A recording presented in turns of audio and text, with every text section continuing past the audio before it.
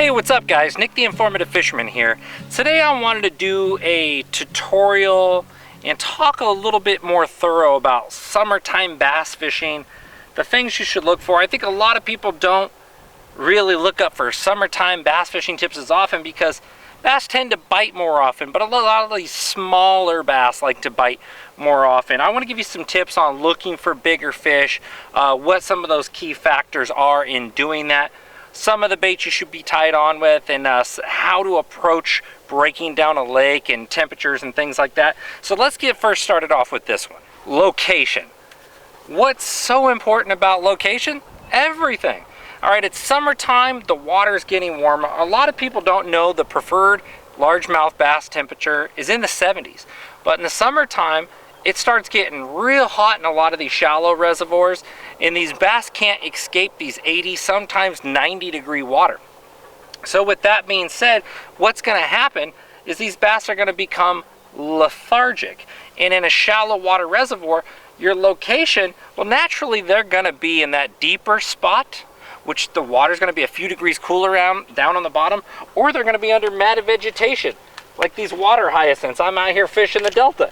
You know, they're gonna be down buried under that stuff. They're gonna be down getting themselves some shade, trying to cool off. In that hotter water, you need to keep this mentality that the bass is going to become more lethargic. The closer that water temperature is getting to 90, I kind of tell people, if the water's closer to 90, kind of think of it like the water's in the low 50s at the same time. The bass are becoming sluggish. They don't want to move as far to get a meal. They may not want to chase a moving bait. They may not want to get a topwater at that point. So the water temperature that I tend to look for the most often is water in the upper 70s or low 80s. If I can find it, if I get on a reservoir and that water temperature is close to 90, I'm going to search around for like an 85, something a few degrees cooler first. And that's for those shallower water lakes. Boat docks creating shade, plant vegetation, making shade mats that they can get under, creek channels, something down deeper to where they can cool off. So when I'm talking about going deeper or going under heavier vegetation or fishing under boat docks or fishing in a creek channel or a deep rock pile, because those big rocks give shade down there and they can hunker down in there, these bass are oftentimes in the summertime in the same location as they are in the winter, out on these main lake points.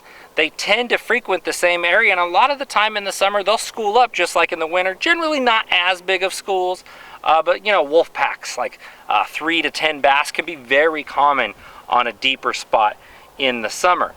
That being said, along with the wind and everything else, as the water gets hot, these fish like to be in areas where deep water is adjacent. So let's say you're fishing a shallow flat and you're catching them up there. There's some lily pads up there. A higher percentage for that area is going to be the lily pads next to a deep spot. They can get a meal, drop down into that cooler water and relax at that point. The same thing on a point. They can come up, eat, and go right back down deeper. That faster tapering stuff is going to be more preferable. This is why a lot of guys tend to fish offshore in the summertime. And it's not like you have to figure out some masterful plan. Grab something like Navionics on your cell phone and look for where those islands come up, you know, within 15 to 10, 8 foot, 5 foot of the surface. Submerge islands, fish that stuff, rock piles, old wrecks, old tree lines, fish around that stuff a little bit deeper. And a lot of the time early in the morning, overcast days, late in the evening, those bass are still going to come up shallow, but they do like to be near that faster tapering stuff. That being said, you want to search out current. Current is your friend. The lee side of the lake, you ever heard that term? The side of the lake that the wind's blowing into, that's going to be a little cooler. It's going to move more bait. It's going to create wind current, which is going to help bass feed actively. If they're in slack water, a lot of the time you have to search them out a little bit more often. There's always going to be a higher percentage of fish in the windier part of the lake, or the lake that's got some current generation, some wind blowing on it, some current, some water moving, some water rolling around it. If you find a bend into your lake or an island and you see water hitting into it and you got that circulating water, those eddies on there, that's going to be your higher percentage stuff to find those bass as well. Oh yeah.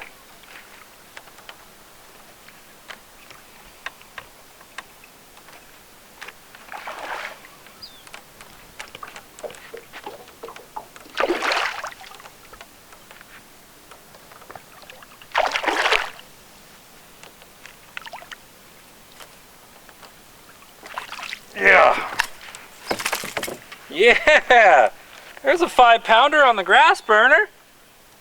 I'll take it. Right there. Evolution Baits grass burner, man.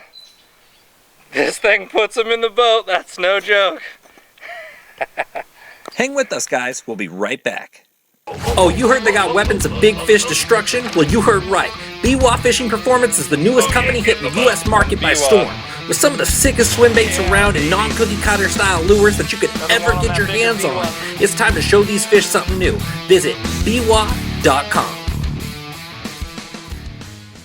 Hey guys, did you know that yours truly is now hosting Lucky Tackle Box's monthly panfish instructionals? And aside from relentless fish catching, I'll be breaking down the rigging and the gear you need to get going along the way. And of course, a few extra tips to help you score more fish on the goodies included in your box. So remember, the tug is our drug, so go visit LuckyTackleBox.com and get signed up today. Attention Northern California anglers, have you been to Boat Country in Escalon with one of the largest selections of welded aluminum fishing boats from North River, Hughescraft, and now Crestliner? Chances are they have the right boat for you. And did I mention they have a full service center to take care of all your repair or boating maintenance needs? If you're a boat owner or just looking to become one, you owe it to yourself to check these guys out. Visit BoatCountryUSA.com or stop on by. We'll see you there. Bigger, better, badder. The evolution of the buzzbait is upon us. The Evolution Baits grass burner is a high-performance bass snatcher machine. High-end components, inline displacement, larger profile, balanced body for fast or slower retrieves, better deflection, and oversized treble hooks. You wouldn't bring a slingshot to a gunfight, would you? Find out more at evolutionbaits.com. Did you know that P-Line makes specialized lines for all your fishing needs? From the super strong abrasive resistant CXX or the low stretch super stealthy CX Premium, or maybe you're looking for invisibility or super bite detection with P-Line's 100% fluorocarbon. No matter what your needs, P-Line's got it covered. To find out more, visit P-Line.com. P-Line, baby. Ever tried pulling a planer board next to your boat when trolling or fishing from a swift current bank? If not, you're missing out on one of the most phenomenal fish catching machines on the market today. With Yellowbird planer boards pulling your lines perpendicular to your boat, you can't help but catch more fish. Find out more by visiting www.yellowbirdproducts.com. Oh, came off.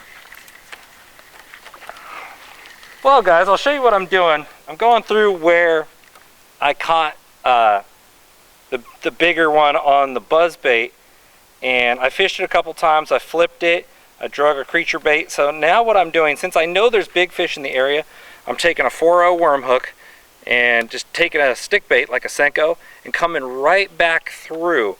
You know, a lot of the time where there's one big active fish, there might be a couple inactive, and if you drag a weightless Senko right in front of their face, knowing that's a big fish area, you know, try to finesse it at that point before you get up out of there, because you might be able to capitalize on that extra big bite. I fished the Senko, got 2 little tiny ones, just lost one, so I'm giving it a fair try, giving it about 10-15 minutes in this spot before I pick up and move on.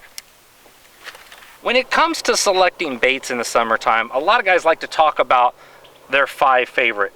You know, you can fish 99% of the lures in your tackle box in the summertime and catch fish. That being said, what do you need to keep in mind? Now, what you need to keep in mind is if you're fishing an exposed bank without a lot of heavy cover, bank without a lot of big rocks that they can hide down and shade, a bass is going to be closer to that shady area. He's going to be closer to the under edges of that matted vegetation. He's going to be in the shade of that boat dock. So you need to focus on lures that you can present well either through the grass, in the grass, down along rocks in shade like a jig. A Texas rig worm is going to go through that grass real well and get down into those shady spots that those bass are at. When you get these bright bluebird sky days, a bass, he doesn't want to come out of the cover and structure he's hiding in very far to get a bait. But you're still going to see me throwing something like, you know, I got the grass burner over here. It's a buzzbait by Evolution Baits. I've been whacking a bunch of big ones on this lately during bluebird skies days, and I had a couple guys ask me, said, Nick, what are you doing fishing a buzzbait in the middle of the day? I'm fishing a buzzbait around matted grass with there, you could see the water coming in between, but it's matted grass. That bass could be right here under that matted grass, and I'm bringing it by him. I'm bringing it within inches of his head. He doesn't have to travel far to get that meal. So keep that mentality in mind. In the summertime, you're fishing a frog over a mat, you're fishing a Texas rig worm down in there, you're fishing a jig down on some deep rocks, a deep diving crankbait's down there deflecting in those shade pockets. Don't keep the mindset that the bass is going to come get it if you're 6 feet off the bank. You know, bring it into that ambush zone. Get it as close to the shade as possible. Fish the shade lines, fish in the shade. Look at the time of day, look at the direction the sun's coming up, and you say, okay, well, I know this bank, there's a lot of tall trees. I'm going to have shade for a longer period of time during that day. If the sun's starting to set, you know there's tall trees over there, you're going to get shade lines sooner. Therefore, your strike zone is going to increase. The longer your bait's in that shade line, the longer your bait's in that strike zone, which is absolutely critical. Too many guys get out there and they start casting and they get road stare and they're going to bite it eventually, and they don't change it up. Let me tell you something. In the summertime, bass are hungry. They want to eat. You have to go through a ton of different lures. If you're throwing a buzz bait, you're throwing a swim bait, you're throwing a vibrating jig, you're punching, they're not eating it. Don't tell yourself that they're not going to eat, period. As long as you're jumping around trying different things, points, grass, docks, deep ledges, creek channels, trees, boat docks, you name it. If you're trying it all and trying different lures, you're doing the right thing. Don't tell yourself that maybe the bite will pick up. Go and find that bite and keep trying different things in your tackle box. I can't tell you how many times that I got to the last 45 minutes of the day, and next thing you know, I tried something new and bam, bam, bam, I knock them out the box. And I said, man, why didn't I decide to do that earlier? Bass fishing, ask any pro, is a game of critical decisions. Whoever can make that smarter decision faster is going to catch more fish.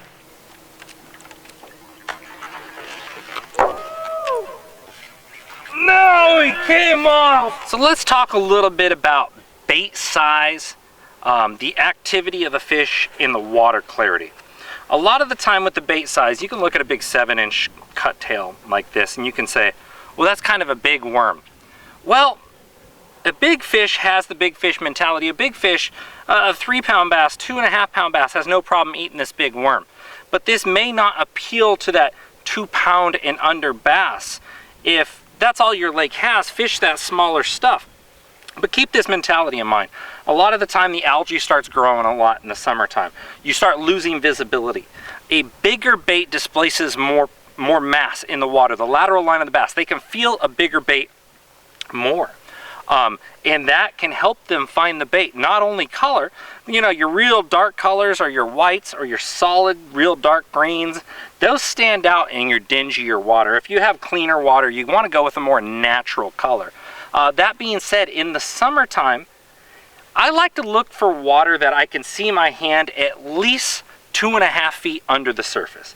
If I can see my hand 2.5 feet under the surface, that's preferable. If I can't see my hand a foot under the surface, I'm using jigs with rattles. I'm using loud crankbaits. The dirtier the water in the summertime, the shallower the fish are going to be in that shade. If you look at the water out here, you'll see that it's 2-foot visibility, max probably 1.5 feet. With that being said, I know these fish are more likely not going to be deep. They're going to be under thick, matted vegetation. The reason for this, the dirtier the water, the harder it is for the fish to breathe when they're down deeper. Less oxygen is in that dirty water deeper. More oxygen is in the higher, the more surface area of the water column, because you get chop and oxygen breaking up from the waves. So shallow, matted vegetation is a good choice for dirty water. If the water's cleaner, you're going to want to look deeper. That being said, with the size of bait, if you're catching a whole lot of fish in one spot, in the summertime they do school up. There could be big fish in that same spot. Switch to a bigger bait. Try bigger things. If you caught a couple fish on a buzz bait or flipping and pitching, before you leave there, throw a Texas worm in there, Texas rig worm, and drag it. A lot of the time you could fish 2-3 hours without finding a single fish, and if you start fishing slow in the summertime right off the bat, you're spinning your wheels. You didn't find anything. Fish a big reaction bait, fish a frog, fish a buzz bait, flip and pitch a jig, something you can cover some water with, a crankbait, until you get bit. And even if you're getting bit by ones this small, at that point, grab a bigger bait and fish that area more thoroughly. More than likely, you figure out an area that's probably has a much higher odd of holding a bigger fish versus all that bank you spent time fishing slower, where more than likely the fish just wasn't. Those little ones can give you clues to where the larger ones are in the summertime. So with that being said, if I find that water that's still in the upper 70s, all the way through, I would say 85, 86, 87, I'm going to fish fast. Every morning, every evening, I'm going to throw a bait that covers water fast to find those fish. If I get out there and that water temperature first thing in the morning is like 87, 88, I might even want to start slower because it's going to get so hot in the middle of the day. You could still try throwing a search bait like a topwater, or a vibrating jig, or a lipless crankbait to find those fish. But if you're not getting reactions and the water temperature is that high, that can oftentimes be the case, that it's just too darn hot. With that being said, I see so many guys out bass fishing in the summertime, and I just see this miserable look on their face, and let me tell you, when you are miserable like that in the middle of the day, and you try to tell me your critical decision-making skills are on point, no, they are not. They are absolutely not. I have a rule in my head. If it's over 90 degrees, and once it gets over 90 degrees, every 2 hours I'm in 90-degree weather, I am also in the water for 5 minutes. Or if you have a no body contact, take your hat, soak it, take your jersey off, soak it, cool your core. Your critical thinking skills, bass fishing is a chess game. It is a mental chess game. It's about having as many pieces to the puzzle you can assemble to understand the bigger picture for that day before that puzzle piece rotates again and you can't figure it out. And if you try to tell me that your critical thinking skills are phenomenal when all your brain's telling you is find cooler weather, get into some shade, get into the air conditioning, get yourself in the water. We have water right here. Cool yourself off. You're gonna realize once you get back in the boat, your mindset's in the right place, you're ready to fish again, and you're back and you're positive, and you are gonna catch fish. I mean, hopefully these tips helped you guys out. I absolutely appreciate you guys watching. InformativeFisherman.com. Check out my Facebook, check out my Instagram at Informative Fisherman. I'm gonna be making videos for the rest of my life for you guys. I truly appreciate you watching, and I love this sport we have. So keep after it, keep positive, catch and release some fish, and catch and keep some fish sometimes too, guys. We'll see you next time.